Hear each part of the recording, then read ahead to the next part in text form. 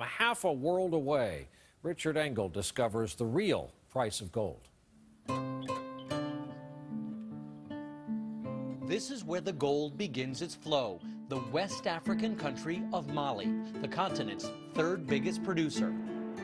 I'm on the road to a modern gold rush, fueled by the skyrocketing price of gold. This is the gold trail in West Africa, but it doesn't look much like it. This is still a very poor area with dugout canoes used to cross the rivers, no paved roads. This area has seen almost no development, despite the incredible value of the trade. The poorest of the poor throughout West Africa are rushing to primitive gold pits known as artisanal mines. Working conditions here are abysmal. And critics say the biggest price is being paid by the region's children, who are being exploited and poisoned while they pull the treasure out of the ground. There couldn't be a bigger contrast between the situation of, 6, 7-year-olds or 14, 15-year-olds working day in, day out under very harsh conditions in these mines, and the beautiful world of jewelry somewhere in Switzerland or the US or elsewhere. Julianne Kippenberg from Human Rights Watch has just written a 90-page report documenting the horrendous conditions under which tens of thousands of children work in the gold fields throughout West Africa. Is this hazardous for the children who are working here? Not only is it hard work and then you're tired from it, it is actually hard work that gives you everyday pain. Back pain, headaches, joint aches, and it will create long-term spinal injury for some of these children who are carrying very heavy loads and are pretty small. Children like Samba. He was put to work pulling up the gold ore, joining the small army of children who work mostly on the surface, while the older miners labor deep underground. I see you're very strong. You could pick up the whole bag by yourself. How long have you been doing this? This is my first day on the job. Samba traveled 200 miles to come here so he could help support 5 younger brothers and sisters, but he's still trying to hold on to his dreams. Do you want to go into the mine one day? No. What do you want to do when you grow up?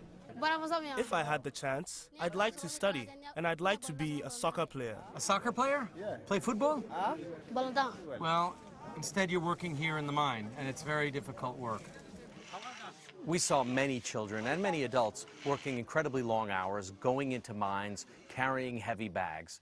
On average, how much are these people making? $3 a week or $4 a week. $4 a week? Yeah. Many children, the majority of children that we interviewed didn't actually earn any money at all. Today is this boy's first day at work, and his supervisors say that they're not going to actually pay him any cash. Instead, he'll get a bag of dirt, a bag of this ore that's being pulled out of the ground, and maybe it has gold in it, and maybe it doesn't, but that's going to be his wages for the day.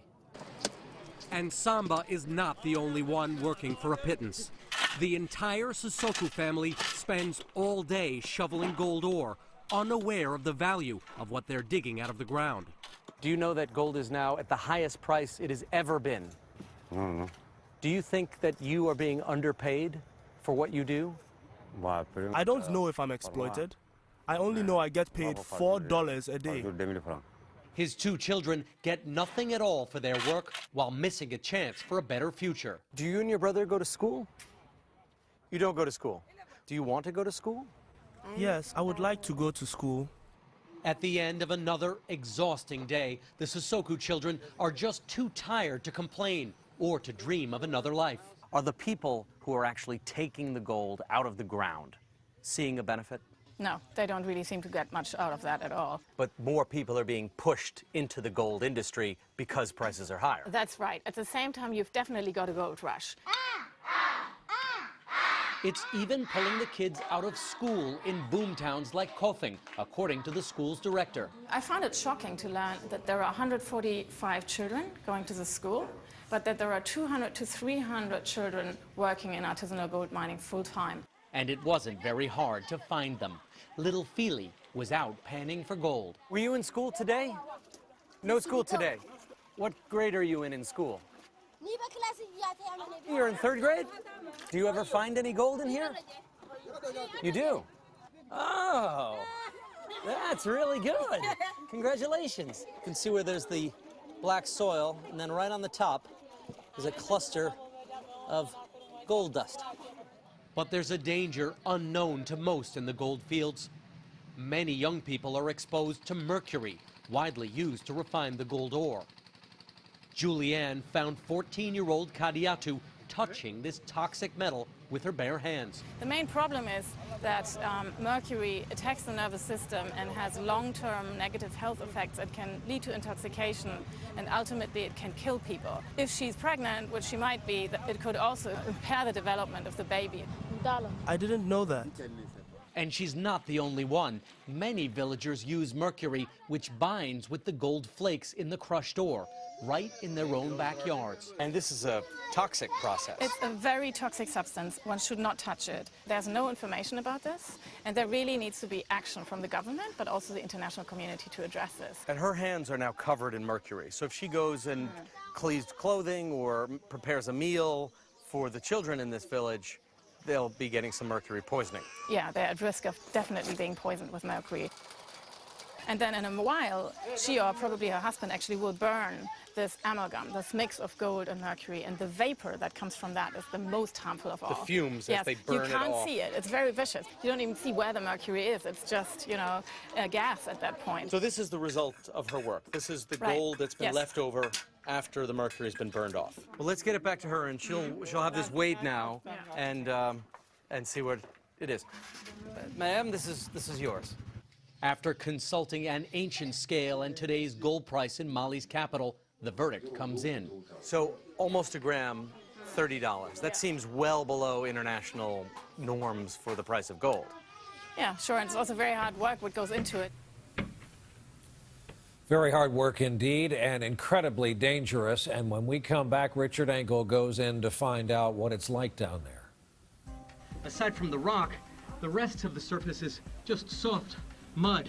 And a big concern, at least that I have, is that this mine could just collapse.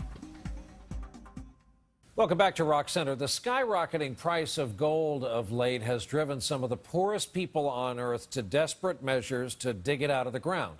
For just a fraction of what the gold will fetch on the open market, children are pulled from school in many cases to work and then exposed to poisons in the process. To follow the gold trail from its very beginning, Richard Engel went down underground in the African nation of Mali. This is the first step in getting artisanal gold out of the ground, digging a manhole-sized pit 20 feet straight down. Looks like hard work. Sweating just sitting here looking at him. The more treacherous mines go 6 times deeper, and they pockmark this entire area. Ça va? I'm going to go down, but let me check the rope first, okay? And you guys, don't drop me, okay? To get to the bottom, I would take all the protection I could get, except for my shoes. What's wrong with the shoes? No way is he going in with shoes, because it will bring us bad luck and we won't find any gold. But my feet aren't as strong as your feet. I think I'm going to hurt myself if I don't go in with shoes. Yeah, it's a spiritual problem for us. It's a spiritual problem to go down with the shoes. Oh. All right, well, I don't want to upset the spirits. I'll go down with no shoes. But now, I need good spirits, okay? Tell him to hurry up. They are wasting my time, and it's getting late. All right. The first couple of steps look easy, with carved footholds to climb down. Okay, a little more rope. See if I can find another foothold. But 20 feet down, the footholds suddenly stop. There are no more footholds. So I've been pushing my weight against the other side and using the rope a little bit. Okay, almost there. Oh, there's the bottom. Wishful thinking. In reality, I still had a long way to go. All right, I gotta go down to another level. Slowly, slowly. And I just lower myself. Make a little toe hole here. Okay. I think I've made it. Wow. I think they've broken into another mine over here. It's like a beehive. Saba, how are you, gentlemen? You good? I finally now made it to the bottom. There are 6 workers down here with picks chipping into the rock.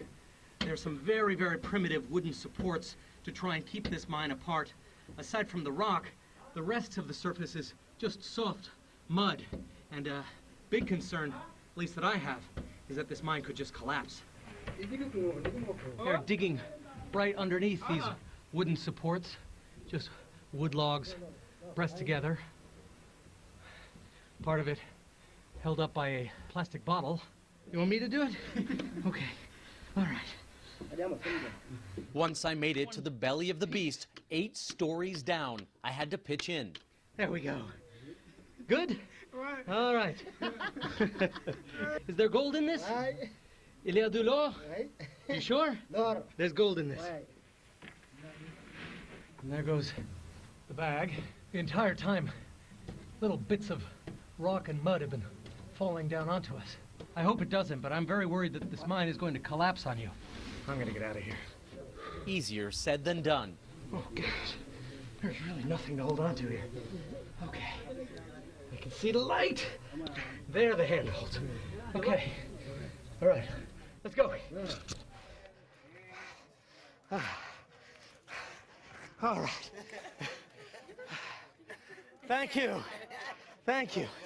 Thank you very much. That was a one-time experience. It is very, very deep. The sides are smooth. The ceiling continues to cave in the entire time around you. They're digging sideways, not just down. And it is thoroughly exhausting. My hat's off to you, ladies and gentlemen. This is very difficult. And very deadly. 2 days before we arrived, the miners told me they pulled out a young man who had suffocated deep underground. But that didn't stop my mining partner from going back in. You went to the bottom of the mine. Did you think you were going to die today? I don't care if I die or not. All I care about now is finding gold. This is the next stop on the gold supply chain. Local middlemen who buy up the 4 tons of artisanal gold that Mali produces every year. This is about $7,000 worth of gold. It's not as crude as what the villagers produce. This has all the iron removed, it has all the mercury removed, it is just pure gold. Do you think the system is functioning well for the people working underground with their hands and with shovels to produce ultimately the gold that's in front of you? Because gold prices are so high, they can make a lot of money. But how they divide it amongst themselves, it's none of my business. That's the refrain you hear all along the gold supply chain, from these dusty streets to the international gold traders who buy artisanal gold. Switzerland and Dubai are sort of the main destinations, but there are many other countries as well. Belgium, Spain, Portugal, the US. About 12% of global gold production comes actually from artisanal gold mining. So it's not the majority of the gold, but at the same time it is a significant proportion. And then what happens? Once it reaches an international hub, is the gold just all mixed together and no one knows where it came from? Yes, it does actually get mixed, and obviously it gets also further refined, and then until it reaches the retailers and the shops. But this year, for the first time, British retailers can begin to know exactly where their gold is coming from, and they can sell jewelry made from so-called fair trade gold. Why would I want to exchange a wedding ring with my lovey-dovey spouse, and that gold in that ring, that could have created 2 to 3 tons of toxic waste? Greg Valerio helped set up the fair trade system in Britain, which supplies gold produced by artisanal miners willing to reduce their mercury use and stop child labor in exchange for a higher price. Now he's come to work with jewelers in Santa Fe, New Mexico. If you really want to drive change on the ground in continents like Africa, we have to get the Americans really engaged. So for me, it's an absolute no-brainer, because the American consumer consumes the most amount of jewelry of any country in the world. Valerio is trying to convince American jewelers to adopt the same system, because right now they have no way of knowing if the gold they're working with was produced under the terrible conditions we saw. The consumer needs to drive the change by asking for traceable gold. We need the jewelers to ask their suppliers, where does your gold come from? The problem that you have, there's no need to disclose where it comes from. But children like Samba can tell you where it's coming from. After a long day pulling rocks up from the mines, he stands in line waiting for his pay dirt. 2 buckets full that he hopes contain some gold ore. I have no idea how much I'll make because we are paid in debt. After I wash and refine it, I'll get paid for the gold that might be inside. That's it. Samba sleeps in this plastic hut 200 miles from his family, right next to the machine that will grind down his gold and his life. The main reason I left home is to help my parents, and sending them money is my main goal.